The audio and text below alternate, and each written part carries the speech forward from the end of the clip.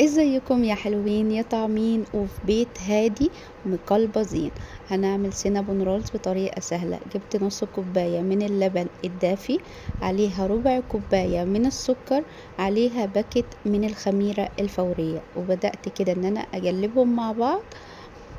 واول ما الاقي ان الخميرة تفاعلت وبقيت كده اتفاعلت معايا وقلبزت كده شوية، على طول حطيت الزبدة وحطيت عليها بيضة، وبدأت ان انا اقلبهم. اول ما الاقي ان البيضة اختفت كده اختلطت مع الخليط، بدأت ان انا احط الدقيق، عليه معلقة صغيرة من البيكنج باودر، عليه رشة ملح، وبدأت ان انا هبدأ ان انا اقلبهم كده لغاية ما الاقي ان الدقيق ابتدى يختفي، وهبدأ ان انا اعجن. انا هنا ضفت على الدقيق، ضفت كمان نص كوباية من الدقيق، يعني انا حاطه كوبايتين ونص من الدقيق.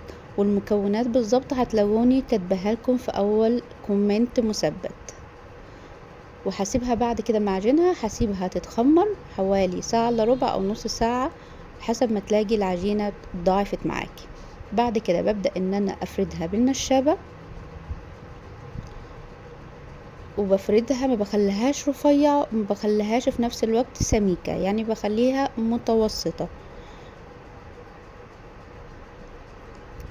بعد كده بكون محضرة زبدة لينة، معلقة كده او مكعب من الزبدة تكون لينة طرية، ببدأ ان انا احطها اول حاجة بعد ما بفرد العجينة، احطها كده عليها. وبعد كده بكون محضرة معلقتين من السكر، عليها معلقتين من الكاكاو ومعلقتين من الجرفة، وبخلطهم كده مع بعض وبحطهم بعد الزبدة، بحطهم كده على العجينة. ولو عايزة ان الجرفة تكون ظاهرة اكتر، بتحطي برضو على الوش من فوق زي ما انا بحط كده معلقة من الجرفان، بتحطيها كده. ببدأ ان انا اضغط عليها عشان اتأكد ان كله كده داب مع بعض. ببدأ ان انا الفها رول. وياريت لو وصلتي لغاية هنا ياريت تعمليلي لايك وكومنت وتشتركي في القناة. وببدأ ان انا اجفلها كده كويس، وبعمل كده 3 صوابع واروح مقطعة 3 صوابع بالظبط، واروح مقطعة بسكينة تكون حادة، او لو عندك خيط دبارة ممكن. بحطها على صينية تكون مدهونة بزيت او بزبدة براحتك خالص، وبسيبها تاني تتخمر. اتخمرت معايا، سبتها حوالي ساعة الا ربع بالظبط، سبتها تتخمر عشان تتضاعف وتبقى بالحجم ده.